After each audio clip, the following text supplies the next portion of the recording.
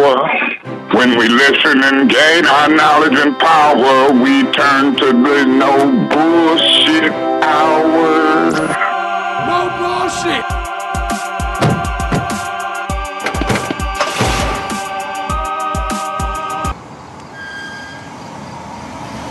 No bullshit.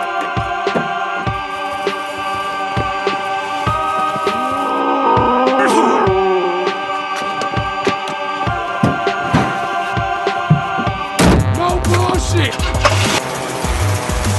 Oh my, let's just did breaking news.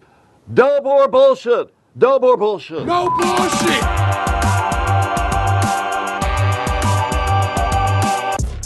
August 28th, 2020. Happy birthday to my late stepfather, the first one, Jack Parker. Used to beat my ass. Taught me a lot of lessons. Still, I gotta tell happy birthday.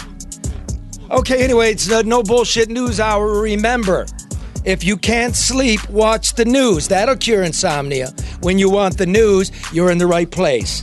Everything you need to know in 1 hour. This week, this show, the most interesting cop in town. Deputy Chief of the Detroit Police, Todd Bettison, joins us. We will also dissect what happened in Kenosha. Detroit Red's with us. He's going to deliver this week's rant because I figure he's more on point than I would be. We'll bring you the news. Whitmer and the DOJ wants that nursing home data. You're welcome, Michigan. And the casinos have COVID in them, and they're not telling us. That's an exclusive. Wow, what a shock. Yeah. But first, and Karen, as always, keeping the show on point. Hi, Karen. Hey, Charlie. Hey, Mark. Hey, DC. Hey, Comedian Red, and everybody else. Hey, Red, did you get a free bowl of soup with that hat? What's going on with that thing? You got yeah, but I had to retire the suit 3 years ago. The hat is still living. It's got 2 more summers in it. The suit or the hat?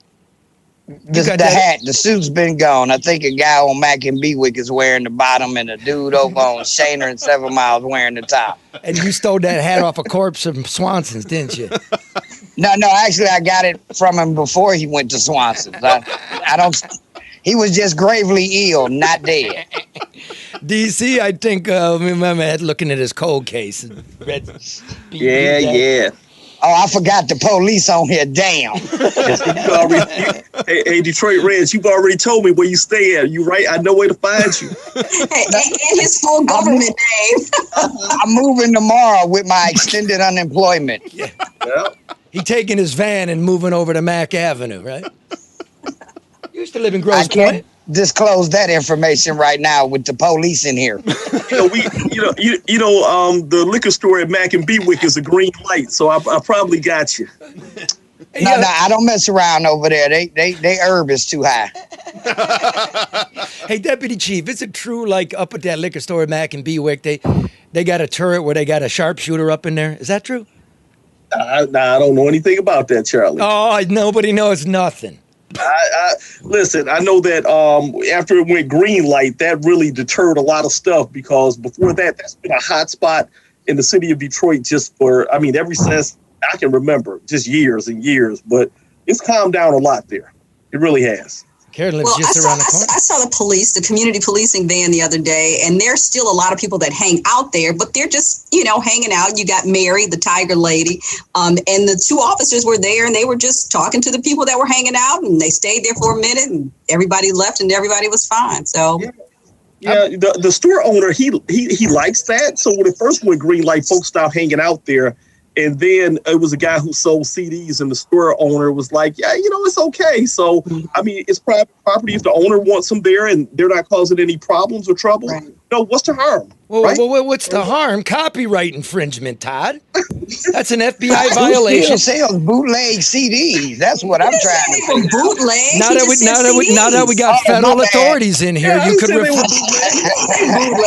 I didn't say they were bootleg, Charlie. Well, we need an investigation. The police in here. Which reminds me, hey, Red, if they got a community policing van, maybe you can move into that.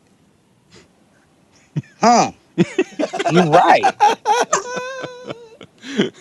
But first, I want to tell you that, as always, Facebook Live brought to you by American Coney Island. They're open till 10, Monday through, I think it's Thursday, and to midnight, Friday and Saturday, and 12 to 5 on Sunday. You can always get a Coney kit for your cookout. What's next week? Labor Day, right? Go to AmericanConeyIsland.com. It's the best dog in the world. And our friends at ADR Consultants, get your construction project in the black, up, going, on time, honestly, following the rules. If you're stuck, call Barry Ellentuck at ADR Consultants, 248-318-9424. The guy will get them moving for you. They are experts in government compliance, information technology, property management, IT, the whole nine. You know, our good friend Barry Ellentuck. Get the job done right, on time, on budget. ADR Consultants, 248-318-9424. Now, we got problems in the streets. We got a Black Lives Matter movement that I don't think knows where it's going, and things are starting to burn again. Tear gas is going up again. And this last Saturday, Detroit Will Breathe, our chapter of this thing, tried to take over a corner. Yep. Right, Todd? John R. and Woodward. Yeah, Woodward. Yeah, John R. and Woodward. Okay, now, the reason, first of all, knowing you a long time, you're an excellent cop. You got a great reputation. There's a reason you're the deputy chief. You're the most interesting guy to me right now, and I thank you for being here, because 8 weeks ago, you took a knee with these protesters, and this week you said, all right, enough's enough. It's time to go. So let me just play those so our listeners who aren't aware of this are caught up. I went to the front, and I saw organizers, and I saw a lot of angry people. You know, I saw the, protesters, and I listened, and I heard what they were saying. At first, I didn't hear, but they were saying, kneel with us, kneel for George Floyd. If you just please kneel with us, we will leave. Just please kneel. And I said, I don't want any violence. And I said, these officers, all of us, our heart aches. I said, I was disgusted by what I saw. So, tactically looking, I said, my men and women, they can't kneel from a tactical position. I said, but as the highest ranking person here, I will kneel on behalf of the department, the city of Detroit, and all of our citizens. Everybody, I will kneel. And I did.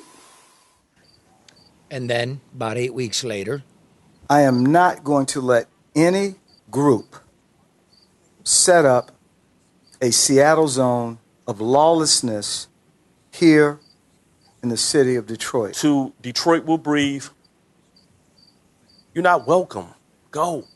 It's just not working. Deputy Chief, what's changed in 8 weeks? Well, Charlie, a lot. And like you said, or from my perspective, the violence, we don't want that. And then really, like I said, that we as Detroit Police Department, we don't agree with what happened with George Floyd. The chief was the first one to call it what it was. It was murder. I saw it, murder, what the cops did. And the cops just stood by and didn't intervene. Terrible, tragic. Do I think it's a problem in law enforcement across the country as far as use of force? Absolutely. When you look at the number of individuals, African Americans, who have been shot, and when I look at the tactics, I got a problem with it. So with the movement, Black Lives Matter, and with the intent, Black lives absolutely matter. But the violence that has went along with it. And so I'm not saying that everybody that's affiliated with Detroit Will Breathe is an issue. But I know firsthand that with the protests that have been going on since May 29th, and in the beginning, it was a lot of violence. Our officers were hit with bricks. One of our captains was hit in the head with a brick. Fireworks have been projected at us. Individuals tried to run us over. But also, anarchists have been invited in, and they have been embedded with Detroit Will Breathe and some of the, and it's a coalition of them, and they go under the umbrella Detroit Will Breathe. But Boogaloo has been here, Antifa, and so those individuals have been trying to incite violence and trying to get Detroiters to join in. And Detroit has said no. It has not worked. So on Saturday, when I heard that a green laser was used, pointed at our helicopters and pointed at our officers, the green laser can permanently blind. And so when that's occurring, that's a deliberate intent to harm our officers. I mean, and they're not going to recover from that.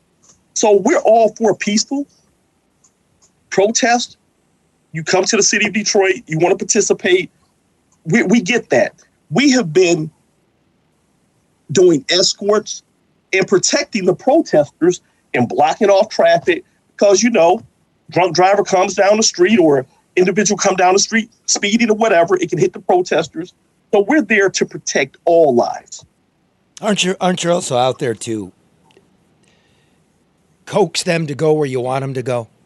You know what I mean? You're going to steer them to where you want them to be. And, isn't that part of it as well, instead of them running around tearing shit up? So we've only tried to coax them to go on a couple occasions, not much. But one of our concerns were we look at stuff from a national perspective and we see what's happening in other cities. And many of the police precincts have burned, in Seattle, Portland, Oregon, they burnt the police union office and, buildings were under attack. And as a proud Detroiter, and I don't think the citizens of Detroit would like to see one of our precinct stations burned. So one of the things that we believed is that they, had intentions towards getting close to one of our facilities, trying to set it on fire. You see that our police cars were attacked, windows were bust out.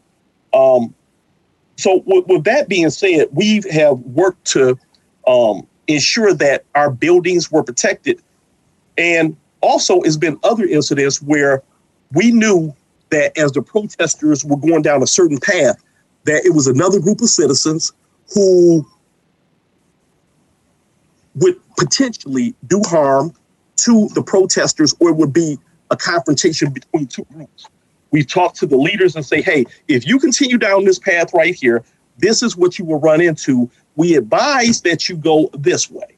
So every time that we've tried to change a path or coax, the word that you use, Charlie, it was for the preservation of peace, or it was to ensure that one of our facilities were protected. Other than that, they have went wherever they wanted to go. Let me get one more in, guys, and then I'll let you, my colleagues, ask you some stuff, DC. On Saturday, there were 42 arrests, 18 were from Detroit, and 25 were from outside Detroit, right? So what is the deal? Who are they? What's with all those white people? That's what I'm really trying to say. And what were they doing? Their complaint is you abused them because you used tear gas and clubs and they weren't being violent. So 2 questions. Why did you use force? And what's up with Whitey? So, Charlie, you have an interesting way of, putting it. and so we gave warnings. And, a lot of folks will say, well, why would you use any force? Why would you use tear gas? That seems, barbaric. Individuals have an issue with, as they term, riot gear on officers. They say that that's intimidating. That's protective gear. And so our officers have that on so that when they're throwing bricks, they have bottles of water that they freeze. So that becomes another weapon that they throw. And other things, that's the reason our officers have this stuff on to protect them. And when you look at the protesters, when they get ready to start doing the stuff, even if you look at some of the pictures from across the country, or even when we had the incident on San Juan at 7 Mile when they were attacking officers, you will see that some of the protesters put up umbrellas so that as other protesters were throwing stuff, they wouldn't get hit also. So they use umbrellas for protection. So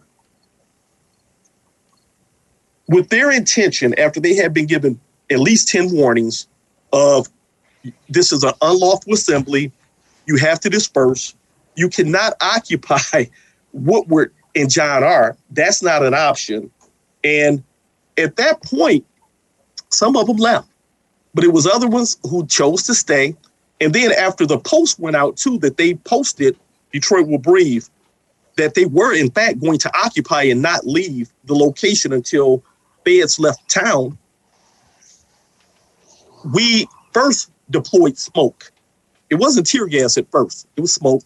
And the reason that we deployed smoke was because they were utilizing green lasers pointing at us. And that was a way to cause some confusion.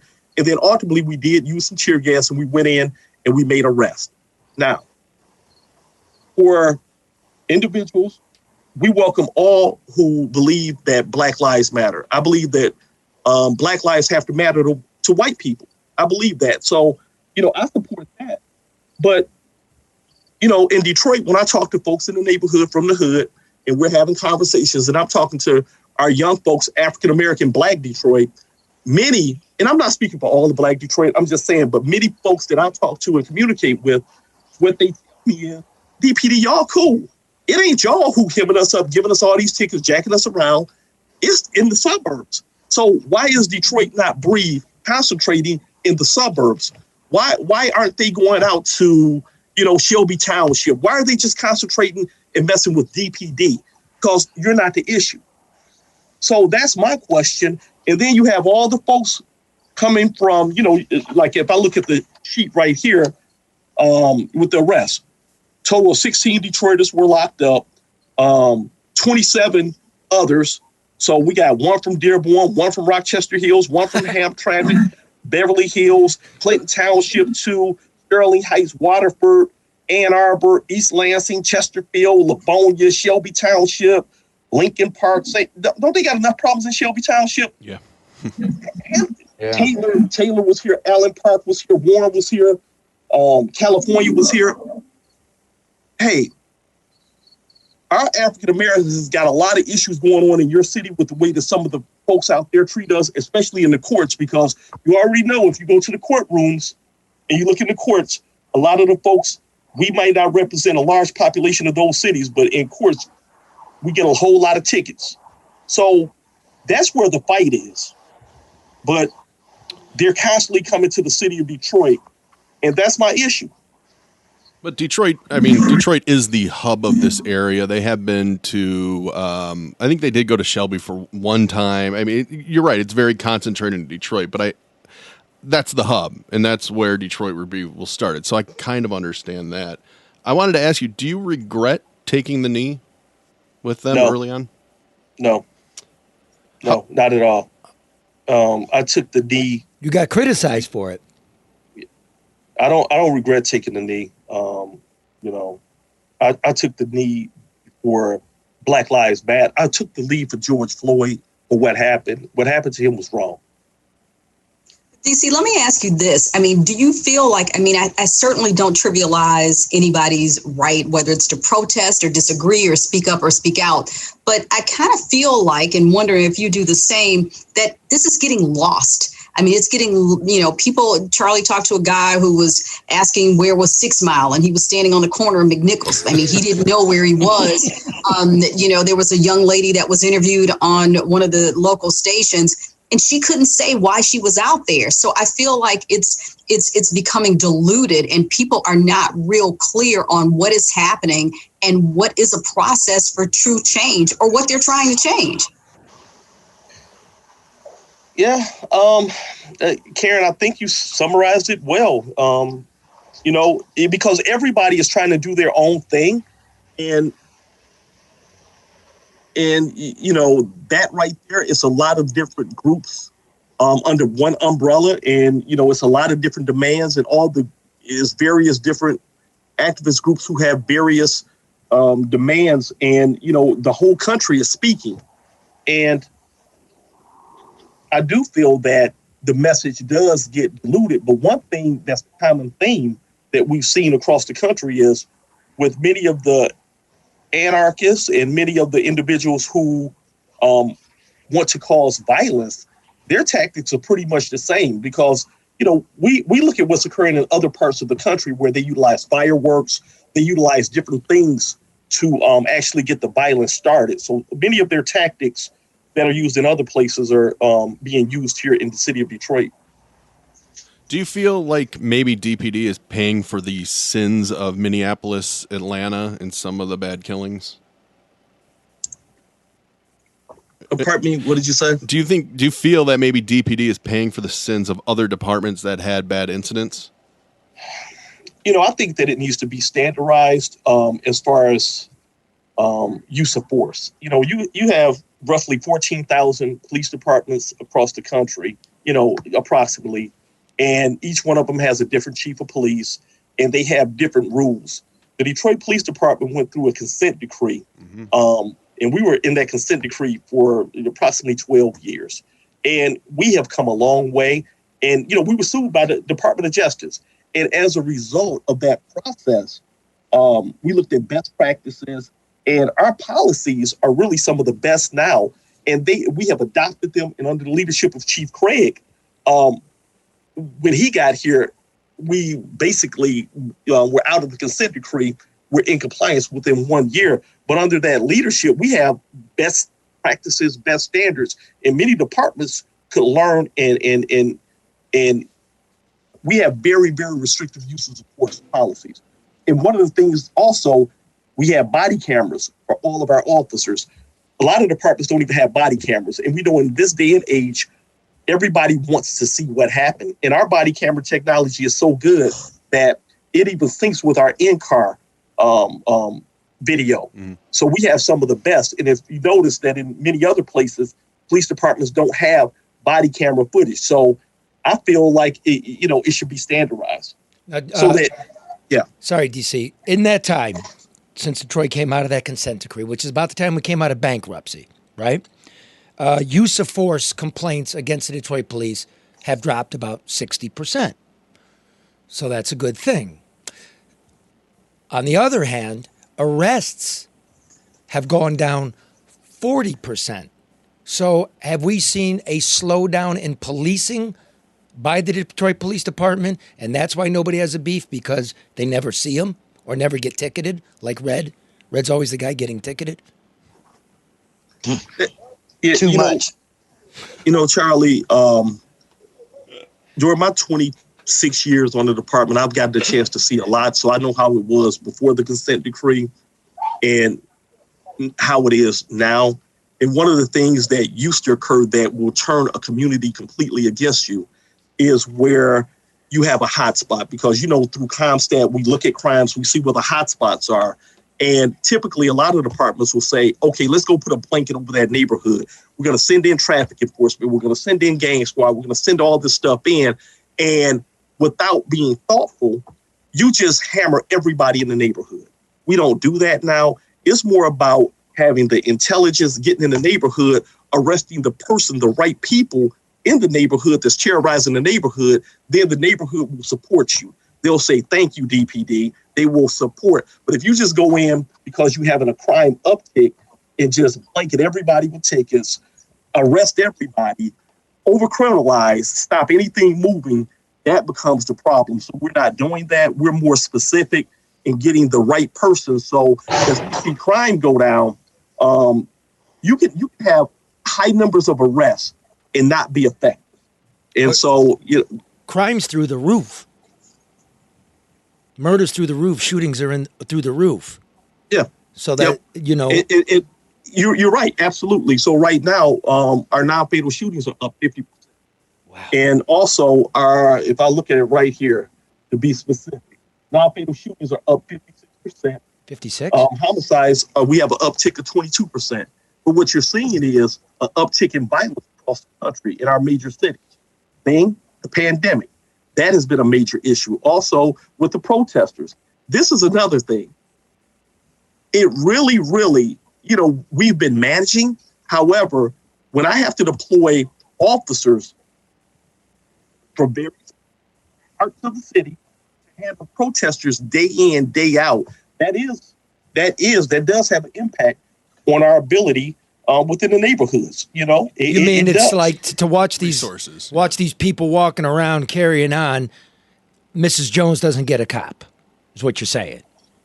So with quality of life, it affects quality of life. We've still been responding to violent crime, and we're still handling, but it's costly because it's driving up our overtime. So our officers are working harder and harder. So we're still going to ensure that we have officers in the neighborhood to service Miss Jones, but it still has an impact because our cops are working a lot of hours. It's driving up the overtime. We don't have the money. You know. So for people who sincerely not want to defund, but to help reform how police interact with people in their neighborhoods, what should their approach be? I mean, what is the approach in the process for truly instigating, encouraging, supporting, advocating for the kind of change that will be mutually beneficial? It's definitely a conversation, you know, that works well in advocating for. And let me go back to the whole defund thing. You know, the Detroit Police Department, in my opinion, and I think Charlie would agree as well, is already underfunded. So when we go to talking about defund DPD, you know, that's an issue. We're trying to hire. Well, I think people that have said defund don't mean it. They don't even know what they're saying, and I think but that's what I was saying. We're not even talking about that as much as we are talking about whether it's reform or just instituting something that creates a better bridge and relationship with the community. Yeah, I think that I agree with you when you say, you know, a reallocation, and it's some things, quite frankly, that you don't need an officer to respond to. You know, and it is some of the mental health runs per se. You know, when it's nonviolent. You know, Chief Craig has spoke about it as well, where you know it may be a situation where you know neighbors don't talk to each other anymore. It is not on a violent level, but you know, somebody else can help them manage conflict resolution or something like that. There are different runs, but a lot of it, especially dealing with mental health professionals, social workers, and we've seen that in some other cities. And so we're definitely would love to be able to have a conversation and move forward with that and explore that with the Wayne County Mental Health Authority. I know that they recently changed their name, but now they're bullshit. They're bullshit. They don't do anything. So an expansion of the CAPA program. No CAPA program. Nobody knows what CAPA program is. Well, let DC explain what it is. No, we're not going down the rabbit hole of nomenclature here. We got the DC. So, you know, we got a huge mental health budget in the county, and the last time I looked into it, they were siphoning it off, and they had to take it away from the county executive because all the money. That's what everybody's frustrated about, DC. Where's the money? Karen's right, you know, but without going into CAPA, where's the mental health money? It's millions every year. Do you guys have a budget for mental health? Yes or no? So the DPD, you know, I don't know because I don't know about their budget and can't speak on their budget. But yeah, we don't. I'm not aware that we have a budget per se. Boom. That's what Karen's asking. We have police officers and we respond. And I know that you know with our barricaded guns person situations, we've responded to. I think the number is 44 this year. And so with the stress and with many of those calls, what we'll find the root cause of it is it's a mental health issue. Now, you know, we all know about. Here's the most stressed out person is the cop. What about your mental health budget for your officers and you? Yeah, absolutely. So when it comes to our employee assistance program and under Chief Craig leadership as well, he brought in peer support. So we definitely do things a lot different to help our officers now with our peer support unit, officers working with our EPA. We have broken down the stigma where it's okay for a cop, okay for officers after they've seen traumatic scenes. They're reaching out for help now. Many years ago, you wouldn't dare reach out. Right. You know, I remember being involved in the shooting incident, and I was back at work the next day. You know, I was stressed out. I had PTSD. This was back in '94. So you shot a guy? Nope, I didn't shoot a guy. I got shot at. My partner shot him. But because I didn't shoot the guy, my partner got a couple days off. But hell, he was the one shooting at me. Almost got killed. But they put me right back to work the next day. And every individual that I saw, because it was a domestic violence run, and answered the door. He answered when the perp came to the door. He was beating up his girlfriend. He just put a gun in my face and started shooting through the door. And thank God, I don't know how the bullet missed me, but it did. But I will tell you, for months, I had PTSD. How much time did he serve? I can't remember. It wasn't much. Couple it just years? Wasn't Less much. than 5? I don't even think it was 5. Maybe Look at 3. the fuck. So basically, being the police just like working at McDonald's. The McDonald's get robbed, they still expect you there the next day at work, even though you just had a gun whipped on you. Yeah. He almost got me, but see, you know, because he didn't shoot me. Maybe if he had shot me, maybe we would have got some time, you know. But okay, I guess that doesn't count. Do this for me, Todd, if you would. I want to see how. I want the audience to hear if I'm gonna. What the information I'm giving them is correct, and then I know what I'm talking about. So, if I'm wrong, correct it. If I'm right, just give me a okay. Number one, when the police give you a lawful order to vacate, you vacate. End of story. And if you're the press, you vacate. There's no extra points. There's nothing written in the Constitution where you're any different than anybody else on the street. Is that correct? I would say yes. I would absolutely say yes because, but the press, we do because they whine. Extra, they whine. Yeah, because the media, we are transparent and we give them the ability to be able to record. And here's the issue: they're there to be able to capture it because we know that the public wants it.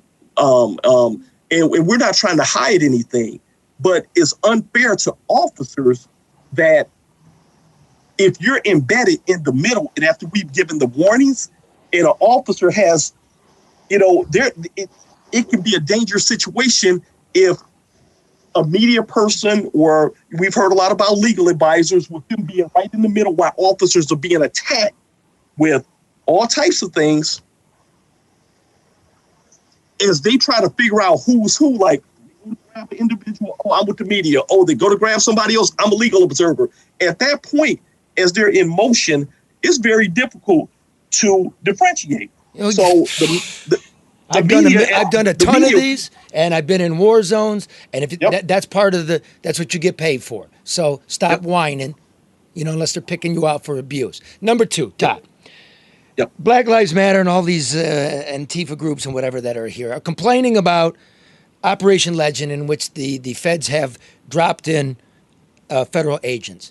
But believe it or not, for decades, the feds have embedded federal agents here to work with the Detroit police. Yes or no?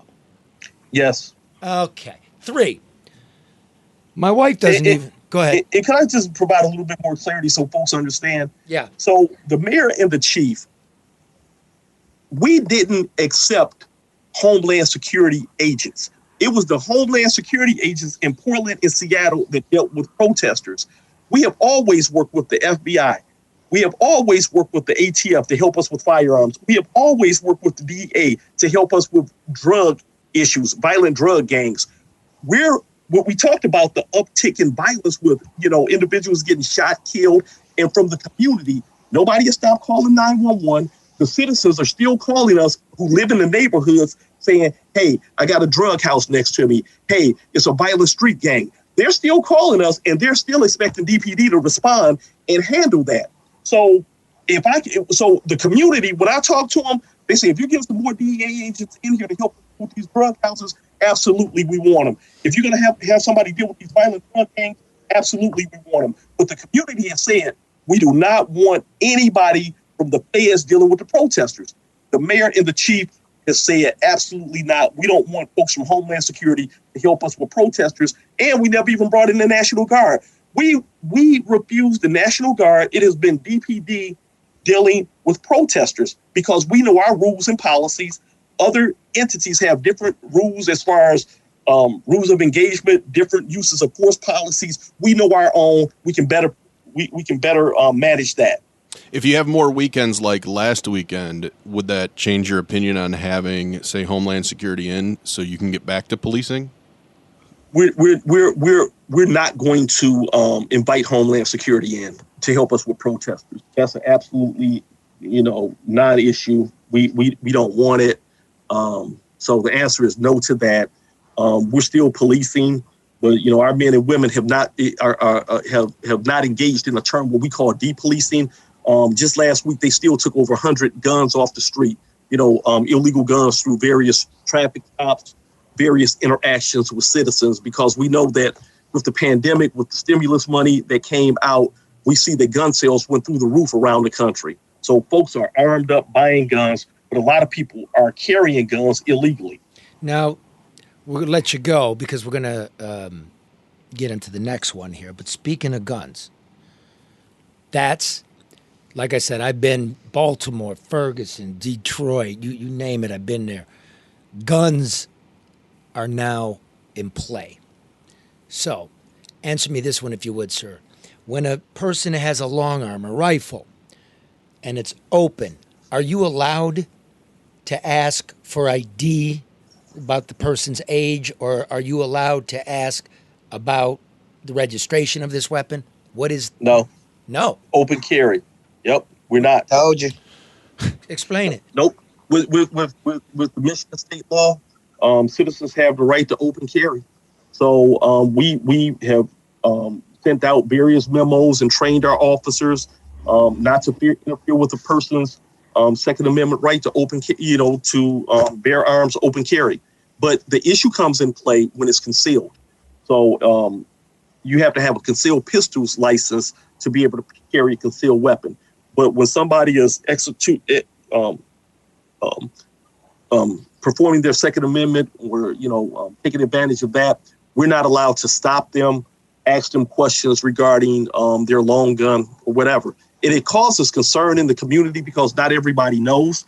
But we'll get 911 calls from folks saying, hey, it's a guy walking down the street with an AR-15. Well, he gets to do that. Fuck. What if... You see, can I ask this before you go? Because I'm reading a lot of the Facebook comments. First of all, you're getting a lot of compliments and support for coming on the show and for being transparent, and a lot of support for the department. But people are asking about the times when they knew the officers and when officers lived in the neighborhoods. Residency. I know it comes from at the state level, but do, in fact, you think that matters? And is that something that somewhere along the line we should look at revisiting? So, like I said, I never thought I would be like a veteran like this, having 26 years. So I remember when residency was in place and where all Detroit police officers, bus drivers, firefighters. So it wasn't just the police. Any city worker basically had to live in the city of Detroit. So when the state got rid of residency, because it was Governor Engler under that administration where residency went away, a lot of folks who work for the city chose to leave. It was older houses here. Folks moved for various different reasons, school districts, all types of stuff. But it destabilized a lot of neighborhoods in Detroit. It messed up the tax base. So Coppers, Canyons, and a lot of these neighborhoods got destabilized. But, we have to deal with the fact of where we are now. It's gone, probably not coming back. So we have to really work towards making this city a place where we improve the school districts, where folks just want to live here, want to come back. I agree. And let me throw this. The same issue at the casinos and other places where you have to hire people. You'll hire Detroiters to start working, and they'll live in the city. And when folks start making a little bit more money, they'll vote on where they want to live based off their family. And then the car insurance is another deterrent. Well, all right, look, Mark's got a question, but I need to put this in. It's not a question, it's a statement. So we don't keep asking the residency question. The Supreme Court of the state of Michigan ruled residency requirements are illegal. That's it. End of the story. Yeah. What's your question, dude? Do you feel appreciated when you get shot at, when you're dealing with these protesters? Do you feel appreciated by the community overall? at the end of the day. I do. And I think most of the men and women of Detroit Police Department do, because we have a majority of folks, and they're not as vocal, and they show us appreciation, and they say, you know what, we're with you. You guys are doing a great job at the Detroit Police Department. You know, we love our DPD. So that's what we're hearing. And we're still out there in the community. We have our neighborhood police officers in the community. We have officers that are still working with young people. And we're taking them food. So that's the other side that you don't get to see. But our officers work with them with various community programs, our PAL athletically. So we're still doing the community connectivity with young people. You're bringing food? Detroit. You're bringing food to people? Yep. So hey, Red, they're delivering. What do you want? Hey, I'm about to give up that address now. Finally. Detroit Red, give me your address. I'm coming to see you, man. Definitely. Oh, definitely not, dude. He's not coming to bring you food. Just leave it on the porch. All right, COVID. Just drop it on the porch. He bringing you chocolate milk and that bologna and cheese sandwich, if you know what I mean. Thank God I ain't had one of those in ages. You got anything to ask the DC, We Red? feel appreciated by the citizens. Yeah, we do. Good. By our Detroit citizens, yes. Well, based on all the comments, you are appreciated. So whether you feel it or know it, I mean, you got a lot of love and a lot of respect here in the city. So know that. Yeah, and let them all know. Let everybody in the department know that you get a lot of respect from our corner of the world anyway. We know what you're about. We know what you face. And, no police, no peace. That's just a fact of human life. Yeah. We're in this together. Except for Red. I'm in this. I just in the shadows. I don't bother the police. They don't bother me. I respect y'all. Love y'all. I just don't mess with y'all. All right, guys. I'm going to sign off. All right, Thank you. DC. Thanks, DC. Good seeing you. Deputy Chief Todd Bettison of the Detroit Police Department. Appreciate y'all. Thank You you. too. Before we move on, let me just remind you that overreaction is not a strategy. My most important color in America is green. Don't gamble. Don't overreact. Get some square advice. You know who he is? He's got the package. I mean, the whole package, plus the bulge. We're still getting, you can look on the Facebook right now and people are going to be, I know they're typing about Luke's bulge. The oxygen tank. The tank. Luke Nowacki, Pinnacle Wealth, 248-663-4748. Rational financial advice. A decent human being. Pension funds, little old ladies, and everything in between. The guy is sharp. I've actually... Old ladies. He does. Somebody said it was his retired mother. She really got 401k and a little pension. And Luke sat with her. Luke gave her advice, pro bono. He can grow any money. Because he's a damn decent dude. He's not one of these sharks and he's looking for the commission. This is how he makes his money. But he's decent. And you need help because the unemployment checks ran out. Maybe that's what's got to do with the streets as well. Which we'll get I'm gonna use Lou for my $32 to grow that's my life savings is $32.50. We'll see what Lou can do for me because it's looking bad over here. He'll make it 33. Which is a win. Stay out of the casino, man. That's probably what he's gonna tell you. Craps or COVID. Get advice, get a strategy. Call Luke Nowacki at Pinnacle Wealth, 248-663-4748. Securities and investment advisory services offered through Royal Alliance Associates Inc. Member FINRAS.PC. Royal Alliance Associates Inc. is separately owned, and other entities and/or marketing names, products, or services referenced here are independent of Royal Alliance Associates Inc. Can you double time that? Can I hear? Can you? Again? In post, so yeah. In post? Yeah. I'd like to. I feel a little cheated. Charlie didn't do his dance this week. It's like going to the strip club with a drunk stripper. She just sitting in the corner. What happened, Charlie? You got to pay. You got to pull out your $30, Red, then he'll dance. There you go, Red. Wait, I'm the one that's here. I don't want to. Can I pay to have that stopped? All right, listen. Kenosha, Wisconsin. Right? Yeah. Disaster. Yeah, young vigilante. What's his dude's name again? Oh, boy. Kyle Rittenhouse. Yeah, 17. 17-year-old from Illinois, drives up 30 miles, thinks he's going to protect some burned up used car dealership that he has no connection with. Which was burnt the previous 2 nights. I think there were Exactly. windows broken, fire started. I've seen, look, first of all, nobody's right in this. For the people, the right is calling this guy what are they calling him? A hero. I've seen people hero. call him a hero. You all sit on your couch and don't know anything. I'm sorry, because I've been in all of these things. And when you see people like this with weapons, man, it's fucking nuts. Mm-hmm. Like Bend, Oregon, and the Bundys, the Bundy Ranch, the Bird Sanctuary, the Minutemen militia on the border, right? I see guys get shot in Ferguson. Anytime a bunch of goofballs get together with guns, it's bad. So first of all, the kid didn't legally possess this AR-15. Mm-hmm. As you heard, Todd, we can't even get it from him. My wife said, why didn't they ID him? I'm like, you fucking kidding me? You kidding me? Can't. In this country? Yeah, I'm not giving you my ID, motherfucker. And then you find out the rule is we're not even allowed to ask if you're showing me the gun. So now that green laser he's talking about can also be a pointer.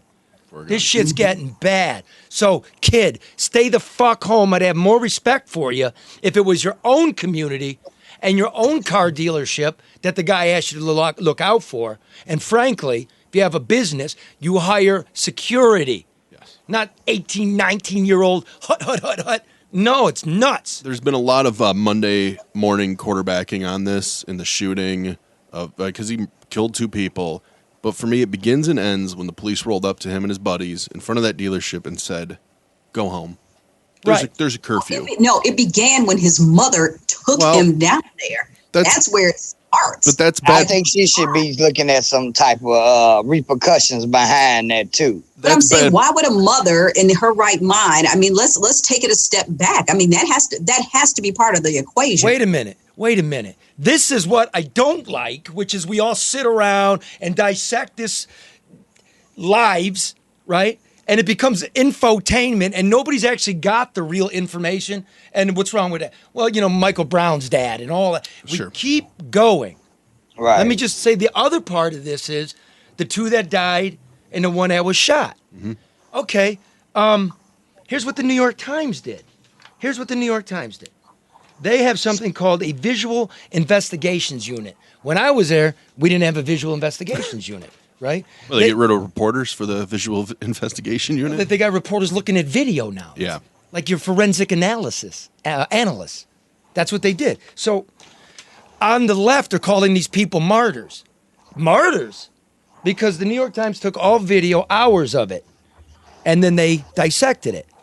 So when you're saying the police told him to leave the dealership, which he did. 6 minutes later, according to the New York Times, and you'll see it, footage shows Mr. Rittenhouse being chased by an unknown group of people in the parking lot of another dealership several blocks away. We now know who it was. It was the people that ended up getting shot. There's video from earlier. White guys calling other white guys the N-word. Hey, man, my nigga. Like, what the man, it's these short, squat, scary white dudes who are carrying weapons. So here's what happens. While Mr. Rittenhouse is being pursued by the group, an unknown gunman fires into the air. So if you can see this or, it's on the screen. If you're listening, Rittenhouse is running. A man is following him, and behind the man is a flash from a gun, muzzle, yep. Mm-hmm. Right? A muzzle flash. You can see it. They froze it. So, as the unknown gunman fires into the air, right, the other pursuer, New York Times words, not mine, lunges towards him from the same direction. Mr. Rittenhouse then fires 4 times and appears to shoot the man in the head. So, we now know they're all getting into it at a gas station. These guys are chasing him. One dude lunges, gunshots go off. I don't know. I'm a 17-year-old dope on my own, running away in the dark. And shit became very real to him at that moment. Boom. Right? It's not yelling and screaming anymore. Okay, then they go on to say Mr. Rittenhouse seems to make a phone call and then flees the scene. Presumably to mommy? Yeah, hey, Well, mommy, college mommy. I mean, mommy dropped him off. Several people chase him, some shouting, "That's the shooter." Now, as Mr. Rittenhouse is running, as we all saw, he trips and falls to the ground. He fires 4 shots as 3 people rush toward him. One person appears to be hit in the chest and fall to the ground. Another, who is carrying and brandishing a handgun, is hit in the arm and runs away. Mr. Rittenhouse's gunfire is mixed with the sound of at least 16 other gunshots that ring out during this time. Okay? So, dope kid playing fucking sheriff, right? Told to go home. He's going home. Dudes are running after him. I don't know. All I know is things aren't good. And suburban police here tell me this. You know what they're most worried about in all this? What? Right-wing white people and left-wing white people starting to do this. Yep. That becomes a really big fire. And now you're fucking with guns. It's a whole new ball game. Now, when I was in Ferguson... Now, I will... Can you go to the still real quick before... I'm sorry, Go Charlie, ahead, dude. before we go back to that still there. You can see one of the guys who was shot in the arm, not killed. You can clearly see he's holding a gun. Oh, yeah, it's out. It's right there. I mean, people can see that.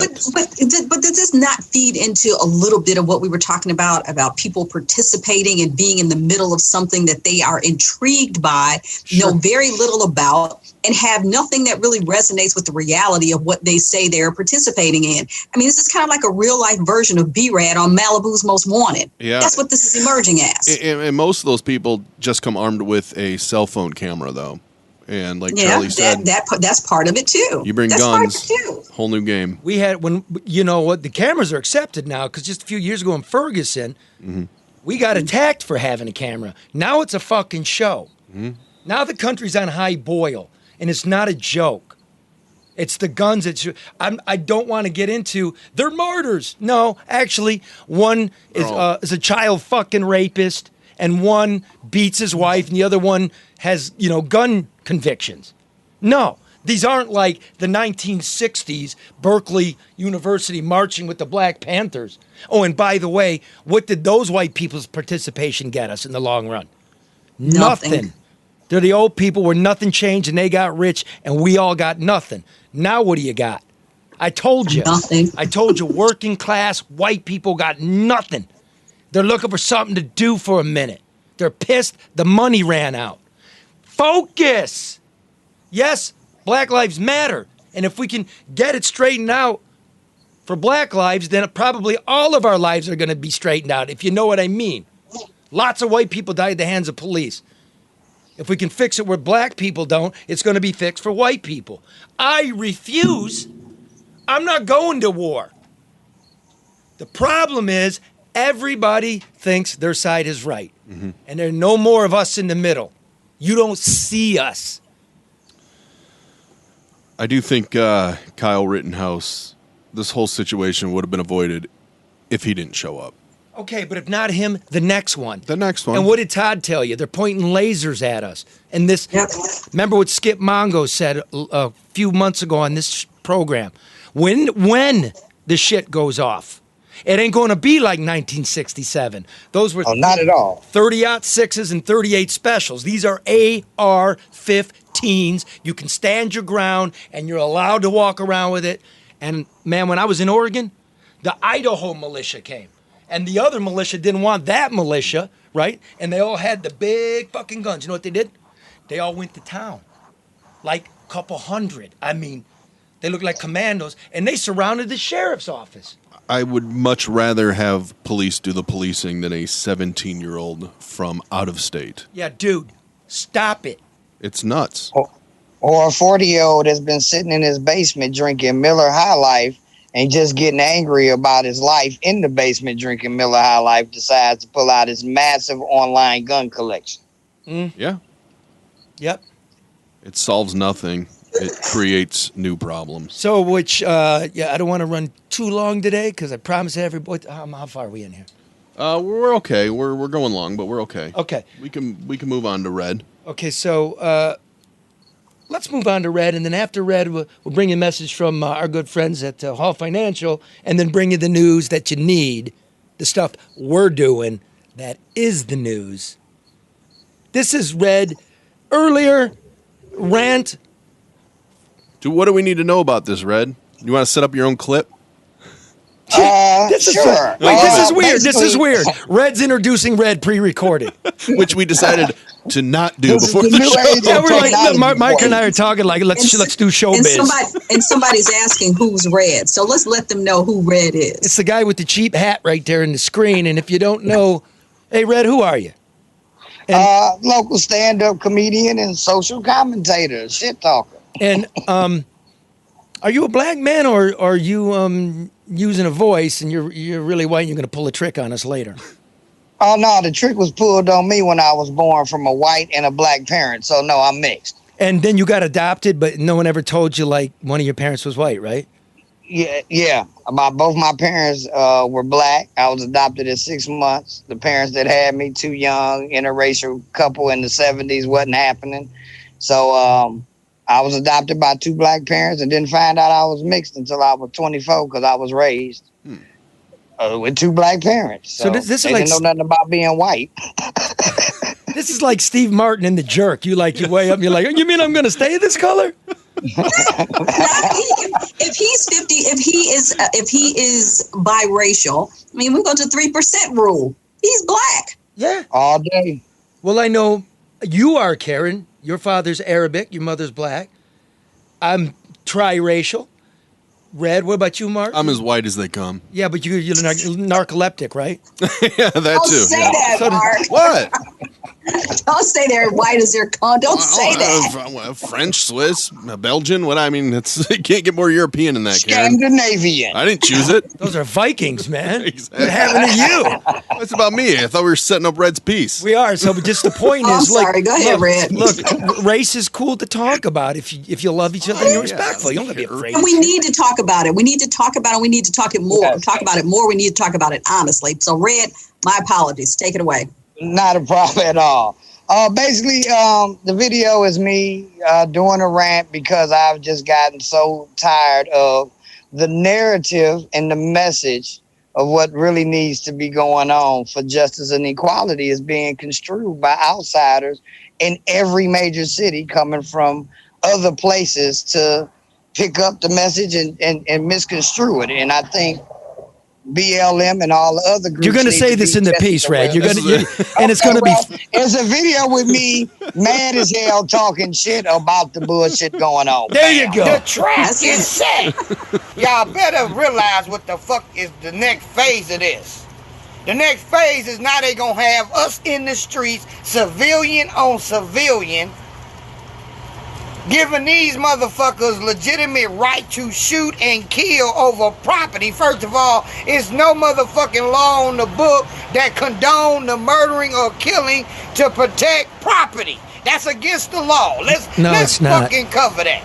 Okay? As well as it's against the law to loot, steal, and rob. That's true. But what y'all gotta understand, what's done happened is they done took the narrative of BLM, Black Lives Matter, and everybody else, the other groups that's trying to been getting police reform and all that shit, and turned it into this defund narrative. Okay? And we've allowed them to do it because you young motherfuckers keep running out there saying that shit and not checking motherfuckers. You're letting motherfuckers come in your community, pick up your calls, and not even check them when they construing your narrative. And all the white folks that want to go protest and march and be down, that's fine. But if you're not going in there to keep up and uphold the narrative of the truth of what's really wanted, because no motherfucker want no police. That's the stupidest shit I ever heard. My man. But y'all youngsters, in such bliss and bluster and anger and frustration, are letting these motherfuckers come in and direct your narrative. The opposing side, which is your government and your police force, is now taking that redirected narrative and scaring the living shit out of motherfuckers to make them believe you really don't want no police at all. Now the police is acting on that. They stepping back. Because that's what the fuck happened down there in Kenosha. The trap is set. Quit taking the fucking bait. I ain't tell you stop protesting. I ain't tell you stop making noise. I ain't telling you to stop being angry. I ain't telling you to stop demanding equality and justice and the right to pursue happiness and good living in this bitch. What I'm telling you is play fucking chess. Because this checkers shit is going to get a whole lot of people fucked up and killed that's unnecessary, and it still ain't going to be shit accomplished. Look what the fuck you're looting and you're riding and accomplished since they killed George Floyd. And for you opportunist, low-life pieces of shit that go out and start this bullshit, why people is really marching for your punk-ass rights, too. Y'all need to be whooping their ass. Because they are just as destructive to your narrative as any outside other race coming in to support and twisting the shit. The trap is set. They've changed the narrative. Got a goddamn political race going on, and this is what their narrative is. Law and order. If you ain't been watching the RNC, you need to. Not to agree, but to hear what the fuck they saying about you. To hear what the fuck ideal they putting out here about who you may be in support. Do you get what I'm saying? That defund the police bullshit, everybody been hollering, they running on that now. That's their running platform. That's our fault. Because we let them do that. We let them rewrite that narrative. Instead of saying restructure the police reform, we let that shit get to defund. Y'all want some real change? Y'all gonna have to smarten the fuck up. Y'all not gonna win against the police like this. Y'all gotta quit these motherfuckers from fucking the message up, going to steal and burn down shit. Cause y'all trying to go to war in the streets using your black ops training from the video game is getting y'all fucked up. And it's deterring from the message. We already know the motherfucker in office didn't sign no real police reform bill. That shit was worth a piece of toilet paper. And you know why they ain't gonna sign a real one? Because y'all ain't playing the game right. Yeah, march, protest, bring awareness, but at the same time, register the fucking vote. And start making sure that the motherfuckers around y'all got your agenda in mind. Don't let these motherfuckers bring to you what they want. Again, all the white folks that want to support, welcome.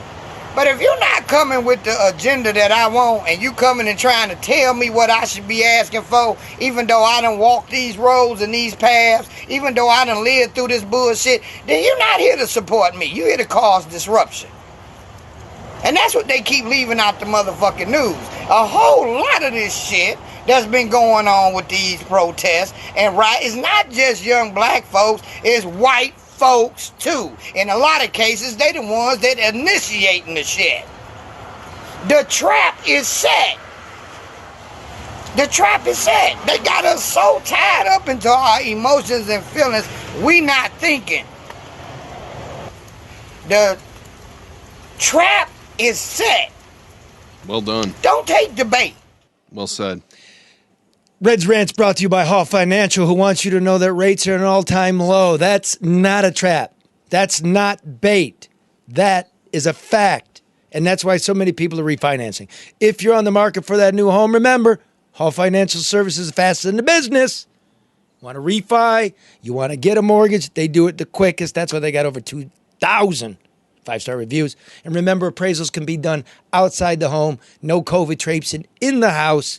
Call 248-308-5000 or go to davidhallmortgage.com. I'm telling you, get it done. Get it done. Red, your fan base is exploding. NMLS 1467435. Go ahead. I'm sorry, Charlie. I thought you were through. No, I'm you sorry. just keep going. Doesn't matter if you talk over that. I just had to get it in there. Does. That's rude. That's rude, and I apologize. No. I just wanted people are loving your rant, Red. I mean, they're saying that you're delivering reality in a very raw but real way, and they're loving it. They're saying, Charlie, be careful. The national scene is gonna steal red from us. Yeah, fuck you guys anyway. You know what? I'm not like you out there. Right? I'm I'm not a loyal bitter to my little crew. jealous man. When I'm I about go, we all go. fucking And A. just to let you know, I was going for the world record of motherfuckers Yeah. in a 6-minute video against Samuel L. Jackson too. Yeah, so yeah. I'll get him on the next video. By my count, you did 38 motherfuckers and 6 narratives, which should piss Karen off because that's her word. So you better watch out too, Karen. Red's just up in here jacking our shit. What people That's all don't, right. My bad, Karen. what people good. don't know is, Red, who's the professor that's helping you along in a lot of this? Mr. LeDuff himself, right there on the other little box I'm looking at. I want The a other fucking box. piece of this. So fuck all of you out there, man. Little people. Hey, Little people. Charlie's always the one to help everybody. I mean, he wants Yes. everybody to do their best. I mean, that's something that we should all adopt. Yeah. I mean, he really, really does all the time, whether we know he does. So don't tell him I told you, but he really does. And don't forget to go to the drewandmikeshop.com. Store. drewandmikestore.com. Get the Fix the Shit t-shirts. Get the No Bullshit Hour. And that money's going to help kids. We're working on the car for Jordan. It's moving forward. We're going to get this kid some insurance, a car, get him a gas card, and get him moving. Good Okay, kid. Charlie, you got to tell me what can we do here on the show. I know it's buy a shirt, but I'm not going to, I mean, I got all that already. What else? Because there are people that are asking. Can I they don't just, know. Okay, well, let's figure it out. Does that donate button work?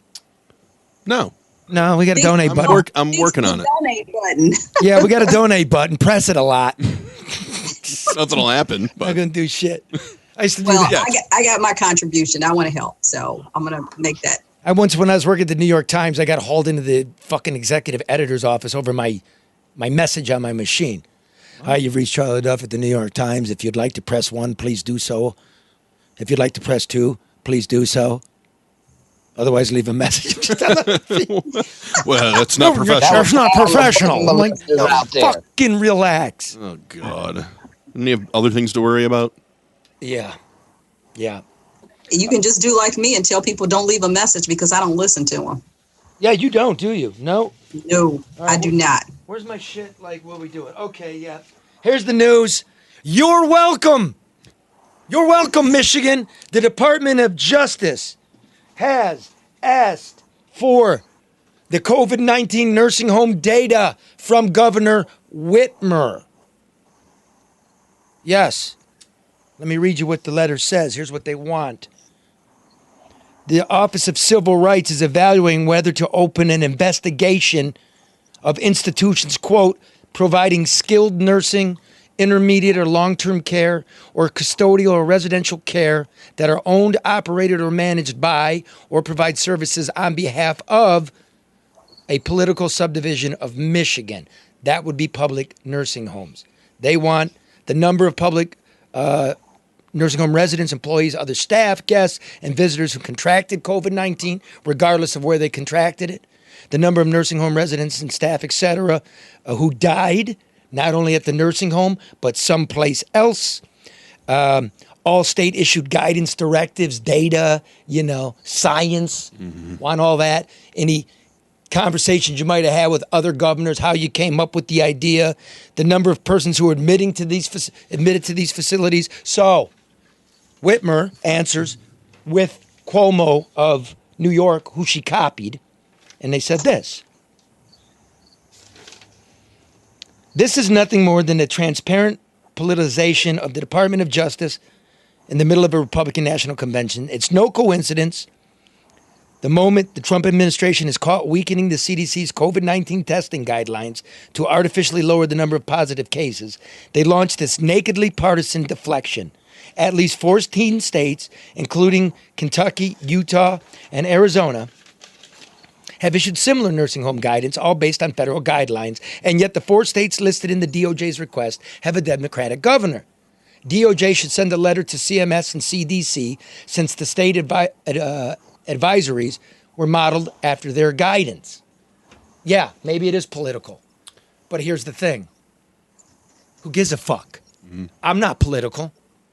I'm not a Republican. I asked you in April, right? And we kept beating the drum till the legislature heard us. And then Congress heard us. And you kept saying, data, science, trust me. I don't. So now I got you. Give us the data. Here's what I'm worried about. There are adult foster care homes, about 4,000 of them. Okay? There are home for the aged, which would also include long-term care, custodial, or residential care. So I know we've got some nursing home data. I want all the data. And if you don't give it, I'm going to keep coming because I'm nonpartisan. I just don't like shit. If she's following the science, show us the data. Give us the data. For everything. Because we know what you do. We all know it. The serious journalists and reporters, you dodge them. And you go for the goofball shit. Here's one. Oh, she did Buzzweek's podcast called News O'Clock Podcast last Thursday. BuzzFeed? We got 100,000 listeners a week on this show. We're your constituents. You work for us. Did they ask her about the numbers? Nah. They asked her about Shark Week, motherfucker. No one cares Let me about do that that again. Shark Week, motherfucker. No one cares about that. Give me that one, Red. Shark Week, motherfucker. Shark Week, motherfucker. Karen, give it to me.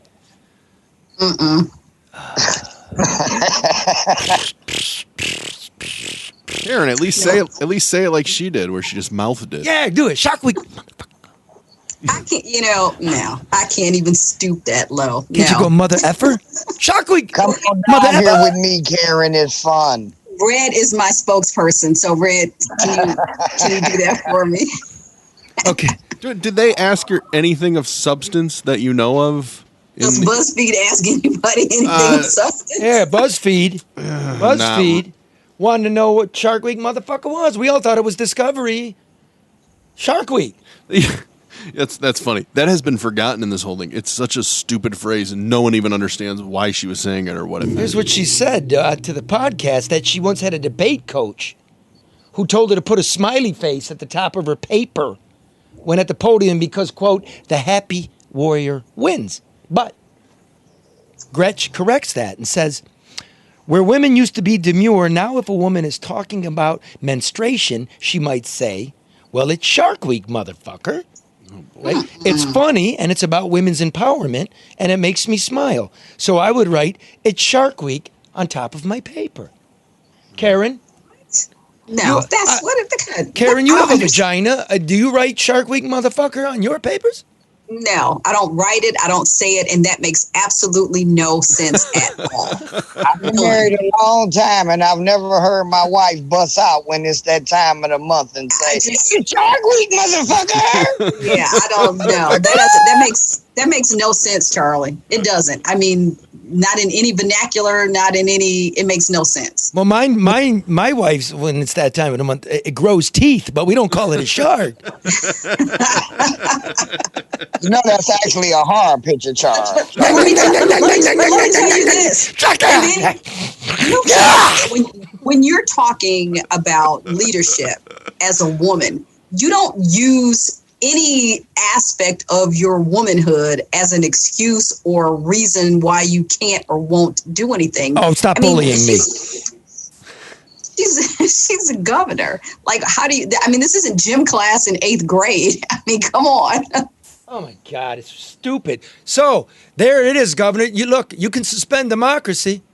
Look, a lot of stuff you've done, I agree with. I'm that guy in the middle again. And, right, Mark, we talk about it a lot. Yep. A lot of stuff. Yep. A lot of stuff you didn't do well, and you don't just dismiss it. And guess what? Address it. And make it a lot better. And how come the kids are going back to school and you don't give a shit, but reporters can't be in the building anymore to ask you the follow-up? And where were these 14 outbreaks? And how many were in the outbreaks? Right. All we want is transparent. And how come we're not, by the way, this is the segue now. Here's an exclusive. There's COVID in the casinos. Oh. And why the fuck isn't anybody being told? Because you allowed it open, madam. Should we just... Craps or COVID. Because, it's controlling the narrative. Once Red went, right? We sent Red to do it. We're the only ones covering it. Yeah, Red went, and now you went. You took a visit down there.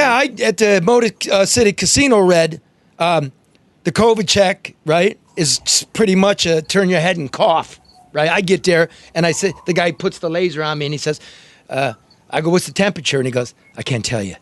If I tell you, I get fired. He couldn't tell me my temperature. That makes no sense. That's how this starts. Now, let me tell you what happens here. That's not the only thing they're not telling you. According to a Facebook page for the United Auto Workers members who work at the casino, at least one dealer tested positive for COVID-19, right? So how many other employees came in contact with the dealer is anybody's guess. But union members tell me that there was a supervisor as well, right? So, and then a number of people were quarantined. And I'm wondering, okay, well, how do you tell fucking grandma and grandpa? Mm-hmm. How are you telling the public? How come we're not told some people in the casino have COVID and they've touched their colleagues and they've been sent home on quarantine? What in the fuck? What is that, a cricket? Yeah, are you surrounded by crickets, Red? Yeah, this is the natural Detroit sound when there's no other houses around. Detroit wildlife. Yeah. Okay. Sorry. So what are the protocols to inform casino visitors? Okay. I didn't get a call back from any of the local representatives. This is all going on in their Facebook page. I called Brian Rothberg, a UAW spokesman, who confirms the presence of COVID at Motor City. He tells me 2 people who did not work on the casino floor, but who are UAW members, came into contact with people who did work on the floor. An untold number are quarantined for 14 days and awaiting test results. Now, a Motor City Casino executive responsible for fielding press questions didn't return calls seeking clarification. They didn't say shit. So I called the Michigan Gaming Control Board. Guess what they said? Oh, I'm sure they got a handle on it. Guess what they said? I don't know. And they suggested I call the Detroit Health Department. That's what I don't know. I didn't hear anything. So I called the Detroit Health Department, and the spokeswoman there said she did not know one way or the other. You know what she said to me? I quote, "If someone does have it, we'll find out eventually." Oh, great. I'm not fucking joking. Are you serious? Yes. It's not like time is of the essence, huh? So when I asked her if the public is or should be or where you would find such a notification, she ducked behind that well-used phrase by so many bureaucrats and politicians these days. The health department advises businesses to follow CDC protocols. Which ones? Which ones? Exactly. There've been 85,000 of these. And they change every week. Right. But the protocols listed on the city website requires anyone who came in contact with the infected workers to quarantine themselves for 2 weeks. That, of course, would lead to the whole fucking place shutting down. That's probably why you don't have any information. Now, it needs to be said that taxes paid by the casinos to the city represent 20% of the city's operating revenue. Right? And employees tell me, a bunch of them, that the place opened up way too quickly and it's not safe. That's not me. That's them. That's them. So I call MGM because some of those people think they got infected people. MGM doesn't get back. I call Greektown. Their spokesman says simply, there's nothing we've documented so far, whatever that means. Okay? So there appears, ladies and gentlemen, this is no one else doing it because you got to take on the big boys, and none of your media wants to. It's a get along, go along. They're not looking out for you. My mom, as you listeners and community members know, goes to these casinos. She goes there. Red goes there. Okay? Not no more. There appears to be no plan or person willing to articulate a plan as to how to notify and trace the gambling public, which, by casual observation, mine and Red's, is mainly the geriatric scene, people with canes, with walkers, pulling oxygen tanks, and missing limbs. Precisely the high-risk people that have been wiped out by this, although the government won't give us the science.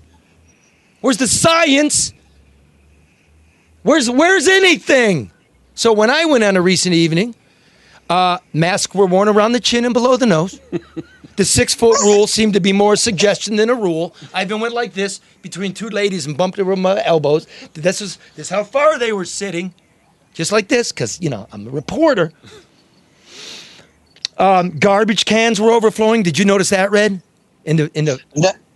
No garbage cans, but I did notice a bunch of left beverage bottles and glasses and cups left around. Yeah, and then when they picked them up, they never wiped down after it? Like, what the fuck, man? Underneath the urinals, it was standing water. Ugh. And you know it wasn't mop water because it was muddy and yellow. So that's nice. Even outside of COVID, that's not acceptable. Or maybe it was, Charlie. Maybe they're mopping in dirty water. I mean, hell, why not? No, that was the one-legged dude trying to hold it steady at the urinal. or the six-legged dude who couldn't make it. You know, the guy at the walker? Fuck it, I'll piss right here. Right. Fuck it. They'll get it eventually. We're all gonna get it. Okay. Gloveless dealers and gamblers passing chips freely back and forth across the bays. Yes, it's called the bay. The felt is called the bays. Just so you know, Red. Beer bottles and coffee cups everywhere. Why is the bar and the casino open, but my local's closed? Yeah. Because you ain't hooked up. That's why. This is a joke. Huh? Not one slot machine was witnessed by me to have been wiped down the whole time I was there. And then one oddball at the high rollers craps table had a peculiar habit of attempting to one-hop the dice off the back wall. That's what his thing, right? 3 times the dice bounced over the wall and onto the floor, and 2 times a patron walking by just absentmindedly picked him up and gave him to the corner man. And I'm like, that's 3 fucking people touching the knife. And then wipe their nose. This can't be real. That was the dude on the walker because he was already close enough to the ground to reach the dice. This is crazy. What if a you really mess. think, I mean, we're laughing, but this is really bad. Okay. Yes. Really bad. Yeah, you know what this is? There's an old saying that gambling's a sure way to get nothing from something. Right? But in today's gambling dens in Michigan, monitored by today's government in Michigan, you might just get something and not be told anything. Where's the fucking mayor? Where's the health department? Where's the information? It's bad for business if there's outbreaks. It violates the narrative. And I get why they did it. I know why you're doing it, because some people got to have money. Yeah. Old Mikey boy needs money to pay for Deputy Chief's overtime. I get it. The rest of us are dying, man. There's no fucking... Look, just be honest about it. If there's an outbreak, people are still going to go there anyway. Probably. Right? They will. They will. Or they're going to go to a different one. Just be honest when you see a 65-year-old person with bronchitis and an oxygen tank inside an enclosed building that has a lung disease, that kind of tells you how much they really care where they won't go gamble. That's true. Yeah. But I talked to a healthcare professional and they said, people are talking about the second wave, but, within that circle, they're already talking about a third wave. So fall, spring, and we should be moving towards another shutdown, but it would have to be a complete and consistent shutdown. It can't just be haphazard and left to everybody's discretion. That's why we are where we are now. I get that too. And if we're going to do this, actually wipe the fucking machines down. Yeah. Actually keep people, go over there and tell them to put their mask on. Don't serve the booze. If we got to chisel people out of like what they don't have. Yeah. Made a lot of money off these fake checks. I was sad, dude. Oh, and one other thing. Red, they're supposed to supply, wipes. So people, if they want to wipe down the screens and stuff. Oh, there was residue on the slot machine buttons. Oh, God. I was looking. Yeah. So they're just in a big mixing bowl. They just throw these serviettes you get at the restaurants with your ribs, right? They just throw a fucking ton of them in a bowl and everybody's pawing through these fucking things. I guess that fulfills their obligation. I love my people in Michigan. It's like their restaurants are open, aren't they? I mean, the food court is open, but there's no food at the bars. And I'm told if you don't serve food at the bar, you can't have a bar open. Yeah. See? Yeah. Okay. But if it's all under one roof, I guess that's applicable. But I've just seen billboards, saying come back, These bowls of wipes. I love my people. It's like grandma with those little jellies at the restaurant. Yeah. Or when you leave forever. when you leave the candy, you leave for Halloween, you leave the candy on the porch. You took a ton of them? It's just everybody pouring these buckets like, you cheap fuck. You just took them all. Hey, well, they're giving the casino their money. They'll buy more. I guess that's how it works. Goes around, comes around. All right, well, look. That was the guy with the one leg get pitied on the floor. Yeah. He needed him to wipe up his mess in the car. Or my career, you know what I mean? Which is sticking to my ass over here. Exactly. Oh, boy. All right, listen, it's been a great week, motherfucker. Hey, Red, don't be stealing my job now. Not at all. All right. Thank you. Karen, I love you. I do. Love you too. See you guys. Red, I Thank kind of you. like you. Mark, I respect you. Mark, wake up. Oh, what? Someone say something? He fell asleep as a narcoleptic. Nigga, we gon' be alright. Peace. Nigga, we gon' be alright. We gon' be alright. Do you hear me? Do you feel me? We gon' be alright. Nigga, we gon' be alright. Huh? We gon' be alright. Nigga, we gon' be alright. Do you hear me? Do you feel me? We gon' be alright. And when I wake up, I recognize you looking at me for the pay cut. Bahamas, I be looking at you from the face down. One Mac 11, even boom with the bass down. Skimming, and let me tell you about my life. Painkillers only put me in the twilight. With pretty pussy and Benjamin is the highlight. I tell my mama I love her, but this what I like. Lord knows, 20 of them in my Chevy. Tell them all to come and get me, reaping everything I sow. So my karma come in heaven, no preliminary hearings on my record. I'm a motherfucking gangster, silence for the record. Tell the world I know it's too late. Boys and girls, I think I've gone crazy. Trying to side my face this all day. Won't you please believe when I say, when you know we've been hurt, been down before. Nigga, when our pride was low, looking at the world like, where do we go? Nigga, and we hate poor, when the killer's dead in the street for sure. Nigga, I'm at the preacher's door. My knees getting weak and my gun might blow, but we gon' be alright. Nigga, we gon' be alright. Nigga, we gon' be alright. We gon' be alright. Do you hear me? Do you feel me? We gon' be alright. Nigga, we gon' be alright. Huh? We gon' be alright. Nigga, we gon' be alright. Do you hear me? Do you feel me? We gon' be alright. What you want? You a house, you a car, 40 acres and a mule, a piano, a guitar, anything. See, my name is Lucy, I'm your dog. Motherfucker, you can live at the mall. I can see the evil, I can tell it. I know it's illegal, I don't think about it. I deposit every other zero, thinking of my partner. Put the candy painting on a Rico, digging in my pocket. In a profit big enough to feed you every day. My logic, get another dollar just to keep you in the presence of your Chico. I don't talk about it, be about it. Every day I see cool. If I got it, then you know you got it. Heaven, I can reach you. Pet dog, my dog, that's all. Big back and chat, I trap the back for y'all. I rap, I black on tracks, so rest assured. My rights, my wrongs, I right till I'm right with God. When you know we've been hurt, been down before. Nigga, when our pride was low, looking at the world like, where do we go? Nigga, and we hate poor, when the killer's dead in the street for sure. Nigga, I'm at the preacher's door. My knees getting weak and my gun might blow, but we gon' be alright. Nigga, we gon' be alright. Nigga, we gon' be alright. We gon' be alright. Do you hear me? Do you feel me? We gon' be alright. Nigga, we gon' be alright. Huh? We gon' be alright. Nigga, we gon' be alright. Do you hear me? Do you feel me? We gon' be alright. I keep my head up high, I cross my heart, ain't going to die. Loving me is complicated, too afraid of life changes. I'm alright in your favor, dark nights and my prayers. I remember you was conflicted, misusing your influence. Sometimes I did the same, abusing my power full of resentment that turned into a deep depression. Found myself screaming in the hotel room. I didn't want to self-destruct. The evils of Lucy was all around me. So I went running for answers. There's a lot of bullshit going on down here.